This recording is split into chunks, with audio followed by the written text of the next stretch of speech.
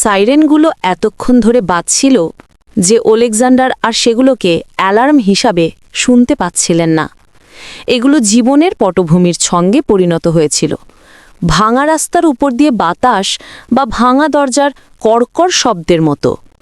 তিনি এখন একা থাকতেন। শহরের পূর্ব প্রান্তে যখন যুদ্ধ শুরু হয়েছিল তখন বেশিরভাগ প্রতিবেশী পালিয়ে গিয়েছিল, কিন্তু ওলেকজান্ডার থেকে যান, কারণ তার কোথাও যাওয়ার জায়গা ছিল না।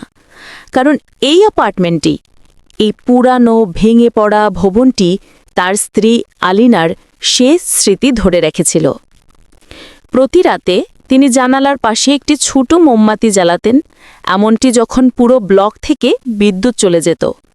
এটি আলোর জন্য ছিল না, এটি আশার জন্য ছিল। আলিনা বলতেন, যখন তুমি জানো না আগামীকাল কি নিয়ে আসবে, তখন তার জন্য একটি আলো রেখে যাও, হয়তো আগামীকাল আলোর পরে আসবে।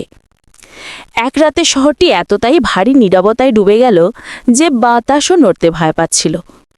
ওলেকজান্ডার এক অদ্ভুত নীরবতায় জেগে উঠলেন। কোনো সাইরেন নেই, কোনো দূরবর্তী ইঞ্জিন নেই, কোনো কাননের গর্জন নেই, শুধু নীরবতা। এক ধরনের নীরবতা যা সান্ত্বনা দেয় না, বরং সতর্ক করে। সে জানালার কাছে গেল। বাইরে তুষারাবৃত রাস্তা কি তার পূর্বের সাহবের ভূতের মতো দেখাচ্ছিল।